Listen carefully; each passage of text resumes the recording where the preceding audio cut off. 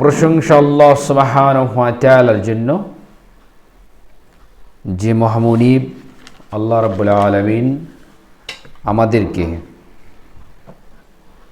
সুন্দর, সুস্থ, সবল রেখে তার প্রিয় স্থান এসে আবাদ করার, ইবাদত করার তৌফিক দান করেছেন। সেই মহামুনিবের দরবারে আমরা হৃদয় উজাড় করে আল্লাহ সুবহানাহু ওয়া তাআলার সামান্য প্রশংসা করি, বলি আলহামদুলিল্লাহ। অতঃপর দরুদ এবং সালাত বর্ষিত হোক পৃথিবীর সর্বশ্রেষ্ঠ এবং সর্বশেষ মহামানব, যার অক্লান্ত পরিশ্রমে আমরা নাজাতের পথ পেয়েছি, এমন একজন নবী, সৈয়দুল মুরসালিন, নবীগণের শিরোমণি, আশরাফুল আম্বিয়া, মানব জাতির নেতা তিনি। এমন একজন রসুল পেয়েছি, সেই রসুলের প্রতি আমরা সামান্যতম দরুদ পাঠ করি। আল্লাহুম্মা সাল্লি ওয়া সাল্লিম আলা নবিয়্যিনা মুহাম্মদ সাল্লাল্লাহু আলাইহি ওয়াসাল্লাম। আল্লাহুম্মা সাল্লি আলা মুহাম্মদ ওয়া আলা আলি মুহাম্মদ কামা সাল্লাইতা আলা ইব্রাহিম ওয়া আলা আলি ইব্রাহিম ইন্নাকা হামিদুম মাজিদ। আল্লাহুম্মা বারিক আলা মুহাম্মদ ওয়া আলা আলি মুহাম্মদ কামা বারাকতা আলা ইব্রাহিম ওয়া আলা আলি ইব্রাহিম ইন্নাকা হামিদুম মাজিদ। গত জুমায় আলোচনা করা হয়েছে এই জুমার দিনের গুরুত্ব। আজকে সামান্যতম আলোচনা করা হবে জুমার দিনের ফাজিলত। জুমার দিনের গুরুত্ব কত ছিল যারা শুনেছেন, যারা অনুধাবন করেছেন, যাদের হৃদয়ে ইমানের নূর আছে কিছুটা, সে উপলব্ধি করেছেন। এ ব্যতীত কেউ উপলব্ধি করতে পারেননি। জুমার দিনের ফজিলত কি, এর সওয়াবের পরিসংখ্যা কি, এটা শুধু একটা হাদিস বলে শেষ করা হয়েছে যে ব্যক্তি জুমার দিন জানাবাতের গোসল করার ন্যায় গোসল করলো, অর্থাৎ ফরজ গোসলের ন্যায় গোসল করলো, অতঃপর সালাতের জন্য গমন করলো, সে একটি উট কুরবানি করলো। যে ব্যক্তি দ্বিতীয় পর্যায়ে আগমন করলো, সে একটি গরু কুরবানি করলো। যে ব্যক্তি তৃতীয় পর্যায়ে আগমন করলো, সে একটি শিং বিশিষ্ট দুম্বা কুরবানি করলো। যে ব্যক্তি তো চতুর্থ পর্যায়ে আগমন করলো, সে একটি মুরগি দান করলে যে সওয়াব হয় সেটা হয়। যে ব্যক্তি পঞ্চম অধ্যায়ে আগমন করলো, সে একটা ডিম দান করলে দানের সওয়াব পায়। পরে ইমাম যখন খুতবায় দেওয়ার জন্য মেম্বারে উঠে বসে, তখন ফেরেশতারা তাদের দপ্তর গুটিয়ে নিয়ে তারা শ্রবণের জন্য প্রস্তুতি হয়ে যায়। এটা ছিল গত জুমায়ের আলোচনা। আজকের আলোচনা কি? মহান আল্লাহ বলেন, ফাইজা কুদিয়াতিস সালাতি ফান্তাশিরু ফিল আরদ ওয়াবতাগু মিন ফাদলিল্লাহ। এই কথা আল্লাহ বলছেন, ওয়াসকুরুল্লাহা কাসীরান লাআল্লাকুম তুফলিহুন। এ ঈমানদারগণ শোনো, যখন জুমার দিনে সালাতের জন্য তোমাদেরকে আহ্বান করা হয়, তখন তোমরা আল্লাহর স্মরণের দিকে ধাবিত হও, তোমাদের ব্যবসাগুলোকে তোমরা ছেড়ে দাও, গুটিয়ে নাও। আর গত জুমায় আর আগের আয়াতে পড়া হয়েছে, এরপরে আর ব্যবসা বাণিজ্য চলবে না, টোটালি হারাম। তাহলে যারা এরপরও ব্যবসা বাণিজ্য করে, কাজকর্ম করে ইনকাম করছে, সেটা টোটালি হারাম। এটা আলোচনা করা হয়েছে। ছেড়ে দাও, এটাই তোমাদের জন্য খয়ের, উত্তম, যদি তোমরা বিষয়টা বোঝো। কথা বুঝতে পারছেন? 9 নম্বর আয়াত, 10 নম্বর আয়াত সূরা জুমার এটা আয়াত ঘাটবেন। আল্লাহর নবী সাল্লাল্লাহু আলাইহি ওয়াসাল্লাম এই জুমার দিনের ফজিলত কি বলছেন, কিভাবে সাহাবাগণ রাদিয়াল্লাহু তাআলা আনহুমার ঘর তারা কিভাবে এই দিনটিকে মর্যাদা করতেন, কিভাবে তারা সব লুটে নিতেন, এ বিষয়ে কিছু আলোচনা। রাসূল সাল্লাল্লাহু আলাইহি ওয়াসাল্লাম বলছেন, যে ব্যক্তি উত্তম রূপে রুজু করে, উজু করার পরে জুমার সলাতে আসলো নীরবে মনোযোগ সহকারে খুতবা শুনল, কোনো কথাবার্তা বলল না, কোনো রকম ঘুম ঝিম আসলো না, দিল না, কোনো রকম ফুজুর ফাসার করল না। এই কথা আল্লাহ নবী সাল্লাল্লাহু আলাইহি সাল্লাম বলছেন। তার বিষয়টা কেমন? তার বিষয়টা এমন, তার পরবর্তী জুমা পর্যন্ত এবং আর অতিরিক্ত 3 দিনের পাপ তার ক্ষমা করে দেওয়া হবে। বিষয়টা কত গুরুত্বপূর্ণ নয়? জুমার দিনের মর্যাদা দেখেছেন, মানে ফজিলত দেখেছেন। আর যে ব্যক্তি অহেতুক কোনো কিছু নাড়াচাড়া করলো, মোবাইল টিপলো, হাতের মধ্যে পাথর আছে, হানাফি মসজিদ গেলে তো আবার এই কঙ্কর আছে, তসবি টেপে, খুতবার সময় তসবি টেপা চলবে না, এগুলো করলো অনর্থকভাবে, তার আমলগুলো পরিত্যাগ হয়ে যাবে, এগুলো অনর্থক কাজ। জুমার দিনের এমন একটা দুটি সময় রয়েছে, মুহাম্মদ সাল্লাল্লাহু আলাইহি সাল্লাম বলছেন জুমার দিনে এমন দুটি সময় রয়েছে যা দোয়া কবুল হয়।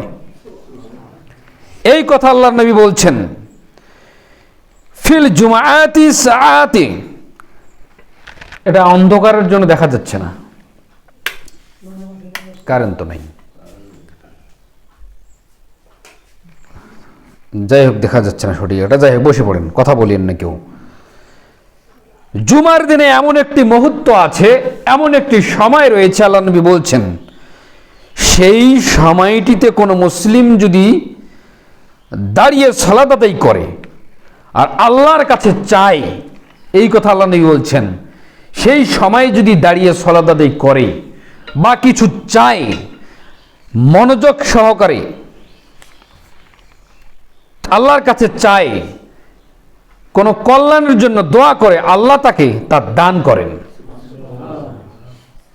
এই কথা আল্লাহ নবী সাল্লাল্লাহু আলাইহি ওয়াসাল্লাম বলছেন, তা দান করেন।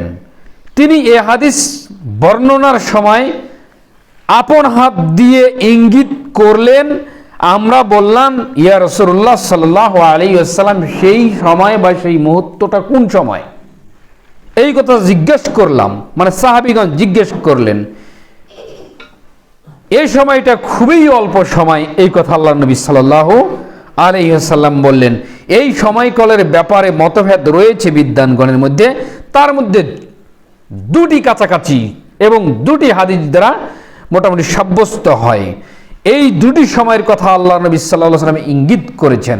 তার এক, ইমাম সাহেব যখন মেম্বারে বসে, এখান থেকে সলাৎ শেষ না হওয়া পর্যন্ত, খুতবা শেষ, সলাৎ শেষ, এই পর্যন্ত কোনো বান্দা যদি আল্লাহর কাছে চায়, খুতবা শ্রবণ করছে আর মনে মনে বলছে, আল্লাহ তুমি আমার এই কাজটা করে দাও, তাহলে আল্লাহ কবুল করে নেন। 2, এই দিনে আসর থেকে মাগরিব পর্যন্ত। তাহলে আসর থেকে মাগরিবের গুরুত্ব কত! কিন্তু আমরা বড় পাপিষ্ঠ মানুষ, যারা 90 দশকের মানুষ, 80 দশকের মানুষ যারা আমরা পেয়েছি, তখন থেকে আমাদের একটা চিরাচরিত নোংরা নীতি রয়েছে, শুক্রবার আসলে সিনেমা হলের পর্দায় বসতে হবে বিকালবেলা। এটা ছিল না? বাড়ি বাড়ি মানুষ টেলিভিশন দেখে বেড়াতো, এমন একটা সময় আছে, এখনো দেখে। এখন তো যত চ্যানেল, যতগুলো কত কিছু মিডিয়া টিডিয়া অনেক, আগে তো এগুলো ছিল না, শুধু বাংলাদেশের একটা সরকারি চ্যানেল, কোথায় কি সিনেমা টিনেমা দিবে না দিবে এগুলো নিয়ে ব্যস্ত ছিলাম শুক্রবারের দিন। মানে কেন বললাম বলেন, যে এই দিনটাই যে আসর থেকে মাগরিব পর্যন্ত দোয়া কবুল হয়, সেই সময়টা আমরা এই নোংরা অশ্লীল বিনোদন নিয়ে ব্যস্ত থাকি, এই জন্য কথাটা আসলো।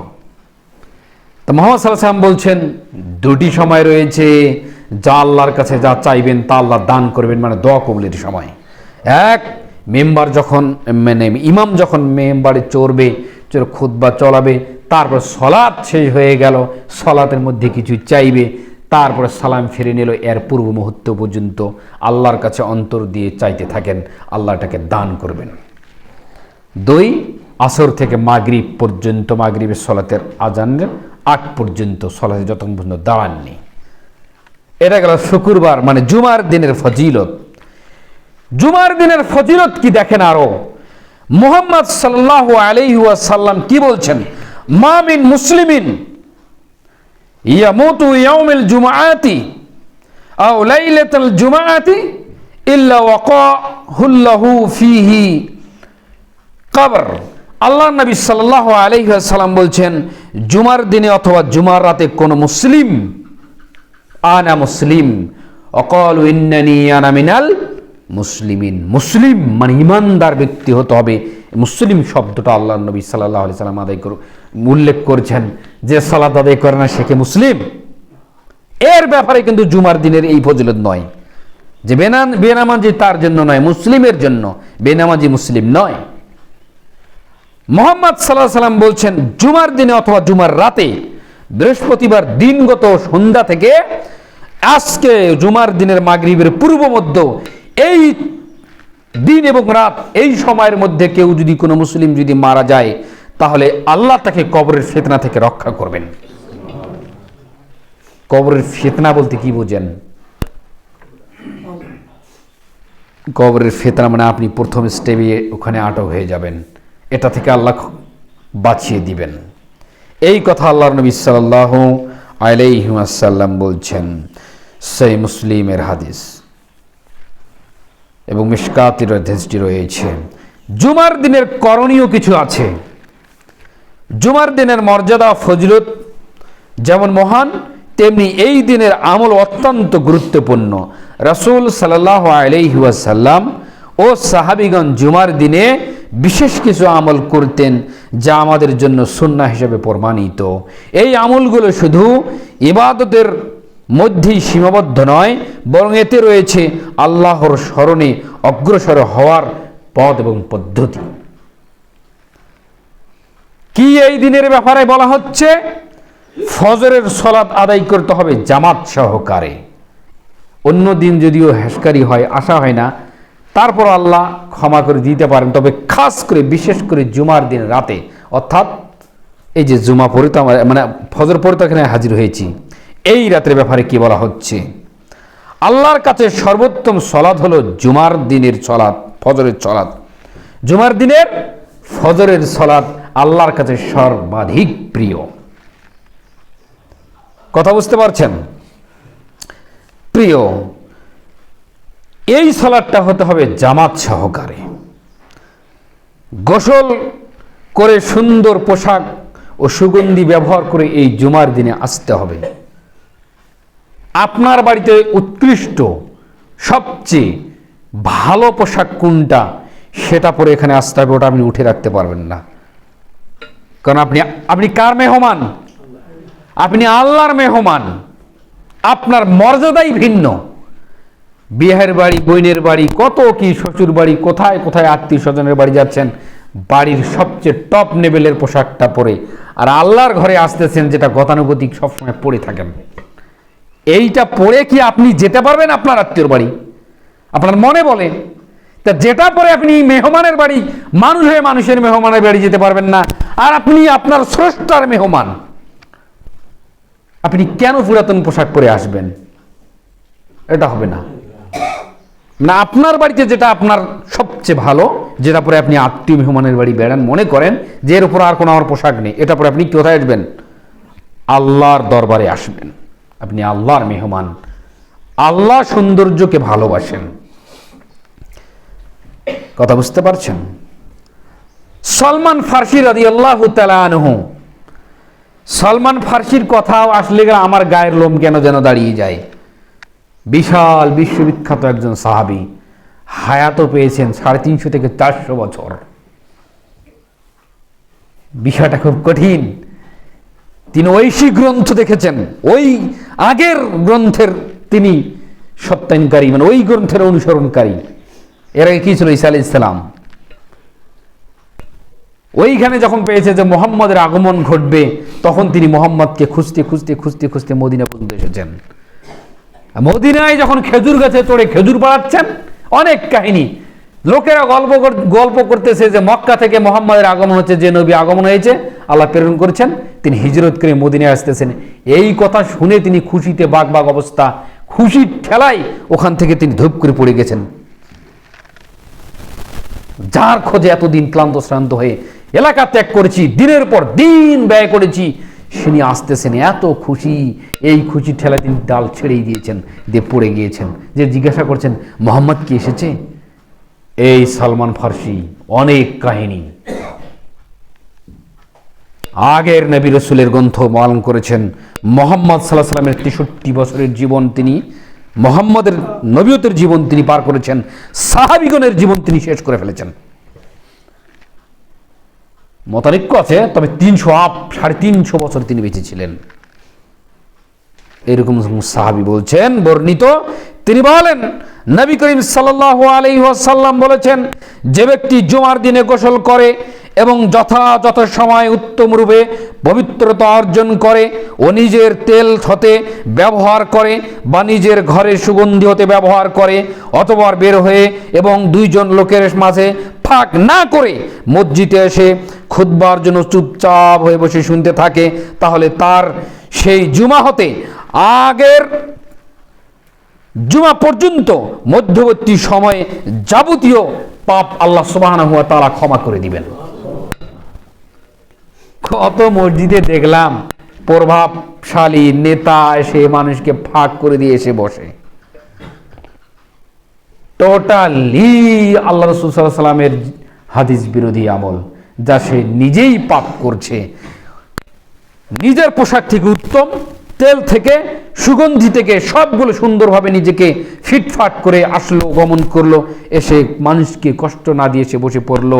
এই জুমা থেকে সামনে জুমা পর্যন্ত এর মাঝে যতগুলো সে পাপ করেছে আল্লাহ তাকে ক্ষমা করে দিবেন। এখানে কাবিরা না সাগিরা এই কথা উল্লেখ করা নাই। যা নেই তাই আমি বলবো কেন? আল্লাহর ক্ষমা, আল্লাহর দয়ার তো অভাব নেই। কথা বুঝতে পারছেন? তারপরে আগে আগে মসজিদে গমন করা, এছাড়াও আগে ভাগে মসজিদে এসে তাহিয়াতুল মসজিদ, তাহিয়াতুল উজু, সালাত কাটা হলো দুইটা। প্রথমে তাহিয়াতুল উজু হবে, তারপরে তাহিয়াতুল মসজিদ হবে। এই দুটি সালাত আদায় করতে হবে। আজগার জিকির আজগার করে বেশি বেশি নফল সালাত আদায় করতে হবে। এই দুই সালাত আদায় করে সময় আছে, মেম্বারে ইমাম সাহেব না চড়া অবধি, না চড়া পর্যন্ত 2 রেকাত করে আপনি পড়তেই থাকেন। কয় রেকাত হলে দেখার বিষয় নেই, আপনার সময়ের উপরে।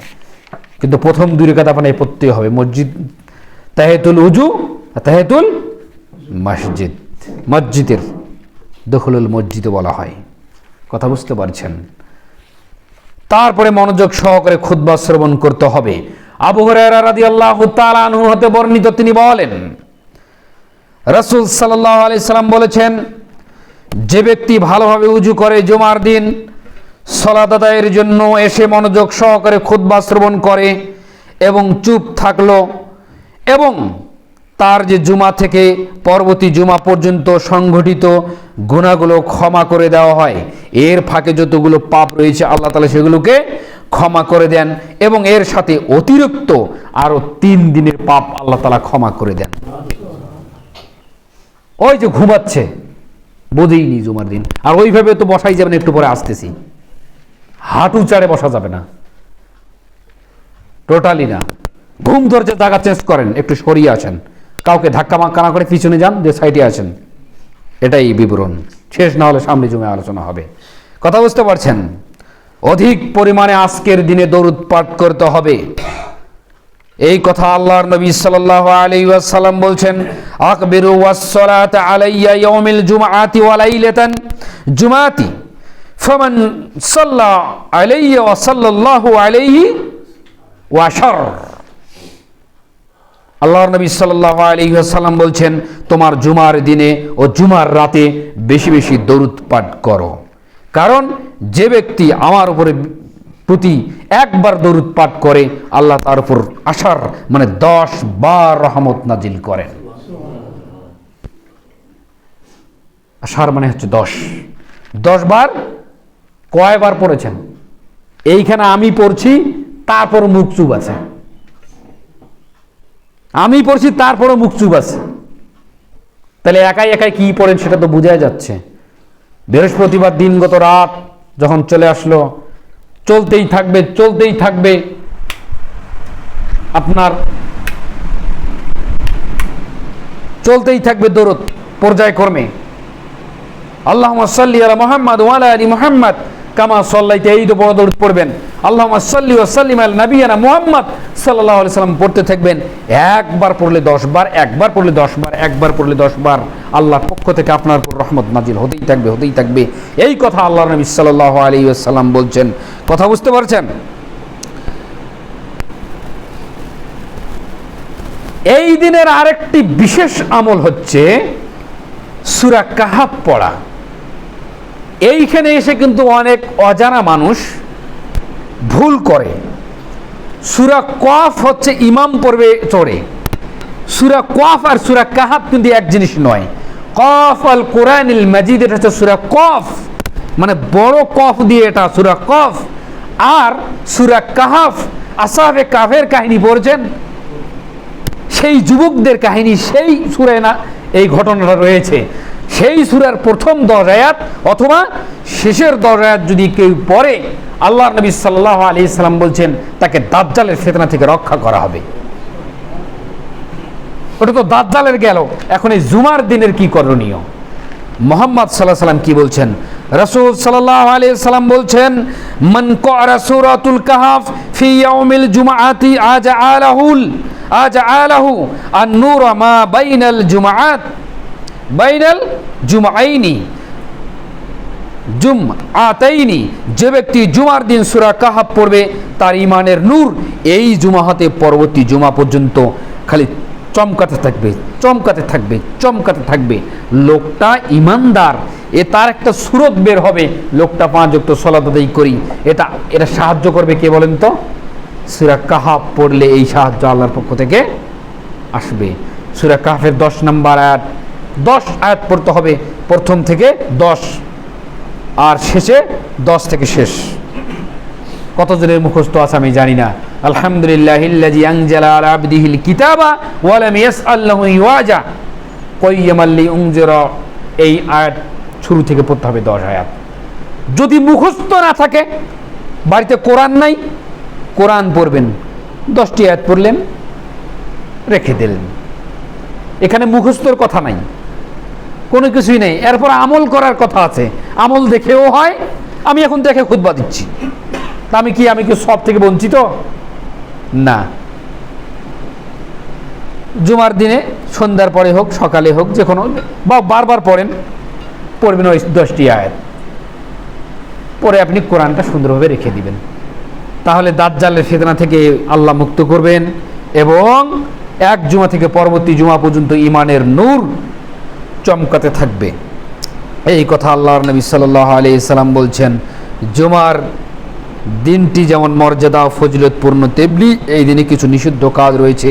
এর মধ্যে বেশ কিছু কাজ আমাদের সমাজে পরিচালিত আছে যেগুলো শরীয়তে স্পষ্টভাবে নিষিদ্ধ।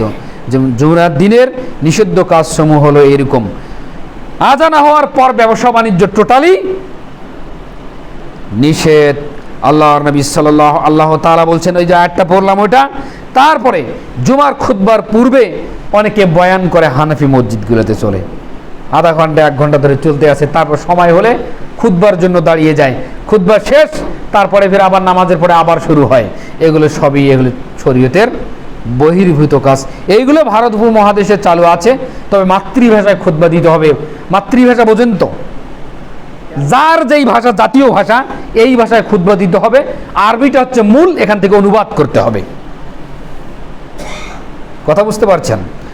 তারপর তাহিয়াতুল মসজিদ আদায় না করা, এটা চলবে না, এটা করতেই হবে। যে বললাম সেই 2 রাকাত খুতবা চলাকালীন অনেক মানুষকে সরিয়ে দিয়ে ঘাড় দিয়ে ডাঙিয়ে পার হয়, এটা টোটালি নিষেধ। ঘাড় ডিঙিয়ে সামনে কাতারে যাওয়া নিষেধ। রাসূল সাল্লাল্লাহু আলাইহি ওয়াসাল্লাম খুতবা দিচ্ছিলেন, এমন সময় দেখলেন জৈনক ব্যক্তি মানুষের ঘাড় ডিঙিয়ে সামনের দিকে যাচ্ছে। তিনি তাকে বললেন, তুমি বসো, তুমি লোকদেরকে কষ্ট দিও না। মানুষটা একটু বিরক্ত হবে, এটাই কষ্ট, তুমি মানুষকে কষ্ট দিও না। খুতবার সময় 2 হাঁটু উঁচু করে বসা নিষেধ। এই যে হাঁটু উঁচু করে বসে আছে, কি বলবেন? পা পিছিয়ে দেন, ব্যথা তো পিছিয়ে দেন, সামনে দেন। উত্তর দক্ষিণ পূর্ব পশ্চিম আপানোর জন্য নাই, যারা অসুস্থ ব্যক্তি। কথা আমার বুঝেছেন? মাজুর ব্যক্তি যারা, তাদের যেটা নেই, সুস্থ মানুষ সালাতের তরিকায় বসেন। এই কথায় আল্লাহ নবী সাল্লাল্লাহু আলাইহি সাল্লাম বলছেন, অনেকে দুই হাঁটু খাড়া করে দুই হাত দিয়ে জড়িয়ে বা কাপড় পেঁচিয়ে বসেন, একে আরবিতে ইতিবা বলা হয়, ইহতিবা বলা হয়। খুতবা চলাকালীন এভাবে বসা নিষিদ্ধ। রাসূল সাল্লাম জুমার দিন ইমামের খুতবা চলাকালীন কাউকে হাঁটু খাড়া করে কাপড় জড়িয়ে বসতে নিষেধ করেছেন। খুতবার সময় অনর্থক কথাবার্তা চলবে না। আমাদের কথাবার্তা আমরা বলি, বিশেষ করে আমাদের এই মাইক কথা বলায়, এই যন্ত্রাংশ খুব কঠিন জিনিস, এটা আগেই সব এখানে টেস্ট করে সব ক্লিয়ার করে রাখতে হবে। প্রায় মসজিদে এই ঘটনা, একজন ঠিক করছে আরেকজন কথা বলছে, অমুক করে দাও তমুক করে দাও, কাজ শেষ। এগুলো নিষিদ্ধ কাজ, এগুলো চলবে না। এগুলো করলে জুমার দিনে ফজিলতটা কেটে যাবে। কথা বুঝতেন? জুমার দিনে যখন তোমাদের সাথীকে তুমি বলবে তুমি চুপ, মানে আর চুপ করতেও পারবে না, অথবা ইমাম খুতবা দিচ্ছেন, তাহলে তুমি অনর্থক কাজ করলে এটাও চলবে না। যে ব্যক্তি খুতবা চলা অবস্থায় পাথর বা কোনো কিছু অন্য কিছু স্পর্শ করে দিয়ে টিপা টিপে এটা সেটা করতেছে, তাহলে তার অন্য অন্য আমলগুলো নষ্ট হয়ে যাবে। বিষয়টা এমন। খুতবা চলাকালীন অনেকে ঘুমায়, খুতবা চলাকালীন অনেকে ঘুমায়। আল্লাহ নবী সাল্লাল্লাহু আলাইহি সাল্লাম বলছেন, যদি মসজিদে কোনো ব্যক্তি তন্দ্রাসন্ন হয়, ঘুমিয়ে যায়, তবে সে যেন স্বীয় স্থান ত্যাগ করে অন্যথায় সরে বসে, ওই যে ঘুমায়, সে তাকে উজু করে আসতে হবে। কি বলেছে, ও কথা ছুটে গিয়েছে, বুঝতে পারেনি, তাহলে ছুটে আসতে হবে। ওই যে দক্ষিণ পাশের ব্যক্তি ঘুমাচ্ছে, চিন্তা করছেন, এ ঘুম চলবে না, উজু করে আছেন, যান, উজু নষ্ট হয়ে গিয়েছে, চোখ মুছতেছেন। লা ইয়াসুমু মান আহাদুকুম ইয়াওমাল জুমআতি ইল্লা ইয়াওমান ক্বাবলাহু আও বা'দাহু, তোমাদের কেউ যেন শুধু জুমার দিনে সিয়াম পালন না করে। কেউ মানতে সিয়াম আছে না, শুধু জুমার দিনে করে। জুমার দিনে সিয়াম পালন করা নিষেধ, তবে আদায় করা যাবে। জুমার দিনে সিয়াম পালন করা যাবে ওইভাবে আপনার ধারাবাহিকতায় যে সিয়াম আছে সেটা জুমার দিন পড়ে গেছে, মানে শনিবারও আছে শুক্রবারও দিতে হবে, বৃহস্পতিবার আছে শুক্রবার দিতে হবে, কোনো সমস্যা নেই। কিন্তু শুধু জুমার দিনে নিয়ত করে আজকে জুমার দিন একটা খুব গুরুত্বপূর্ণ দিন, আজকে আমি সিয়াম পালন করব, এটা টোটালি নিষেধ, হারাম, এটা চলবে না। জুমার দিনে মানুষ বিশেষ করে খাস করে কবর জিয়ারত করে বেড়ায়, এগুলো সবগুলো নিষেধ, এগুলো টোটালি নিষেধ। এভাবে জুমার দিনে যতটুকু ফজিলত, যতটুকু গুরুত্ব, এতটুকুর উপর সীমাবদ্ধতা আল্লাহ করে দিয়েছেন, রাসূল সাল্লাল্লাহু আলাইহি ওয়াসাল্লাম করে দিয়েছেন, এই পর্যন্ত থেকে যেতে হবে, এর বাইরে যাওয়া যাবে না। আল্লাহ রাব্বুল আলামিন যেন আমাদের এই কর্মগুলো সঠিকভাবে সম্পাদনা করার তৌফিক দান করেন, সকলেই বলে আল্লাহুম্মা আমিন।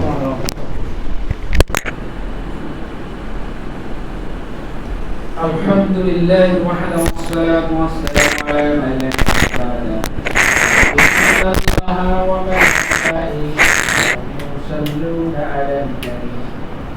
يا أيها الذين آمنوا صلوا عليه وسلموا تسليما اللهم صل على محمد وعلى آل محمد كما صليت على إبراهيم وعلى آل إبراهيم إنك حميد مجيد اللهم بارك على محمد وعلى آل محمد كما باركت على إبراهيم وعلى آل إبراهيم إنك حميد مجيد ربنا آتنا في الدنيا حسنة وفي الآخرة حسنة وقنا عذاب النار اللهم رب اجعلني مقيم الصلاة ومن ذريتي ربنا وتقبل دعاء اللهم رب ارحمهما كما ربياني صغيرا لا بأس طهور إن شاء الله أجب البعث رب الناس مسلما بالشافي لا يقرب الرحمن لا يوجد سقما اللهم إني أعوذ بك من البرس والجنون والجذام ومن سيء الأسقام يا الله তুমি আমাদেরকে এমন কিছু রোগ দিও না যা আমাদের কষ্টদায়ক হয়, মুক্তি করো। হে প্রতিপালক, তোমার কাছে আমরা রোগ মুক্তির জন্য মাথা চাচ্ছি। হে প্রতিপালক, তুমি যদি এই রোগ দিয়েছো, এর কষ্ট দ্বারা আমাদের জীবনের পাপগুলোকে তুমি ক্ষমা করে দিও। হে প্রতিপালক, আমরা যারা ভুল ত্রুটি করেছি তুমি আমাদেরকে ক্ষমা করে দিও। হে আল্লাহ, আমাদের আত্মীয় স্বজন, পিতা মাতা অনেকেই কবরে গিয়েছে, তুমি তাদের ক্ষমা করে দিয়ে তাদেরকে জান্নাতুল ফেরদৌসে মেহমান করে দিও। আল্লাহুম্মা হে আল্লাহ, আমাদের সন্তান সন্ততি যারা রয়েছে তুমি তাদেরকে দিনের পথে উৎসাহিত করো। আল্লাহুম্মা আমিন। আমাদের স্ত্রী সন্তানরা যেন তোমার পথে চলে সেই তৌফিক তুমি দান করো। আল্লাহুম্মা আমিন। আমরা যেন তোমার পথে তাওহীদের পথে চলতে পারি সেই তৌফিক তুমি আমাদেরকে দান করো। আল্লাহুম্মা আমিন। সুবহান রাব্বিকা রাব্বিল ইজ্জাতি আম্মা ইয়াসিফুন ওয়া সালামুন আলাল মুরসালিন ওয়ালহামদুলিল্লাহি রাব্বিল আলামিন। سبحانك اللهم وبحمدك أشهد أن لا إله إلا أنت أستغفرك وأتوب إليك. السلام عليكم ورحمة الله. الله أكبر الله أكبر أشهد أن لا إله إلا الله أشهد أن محمد رسول الله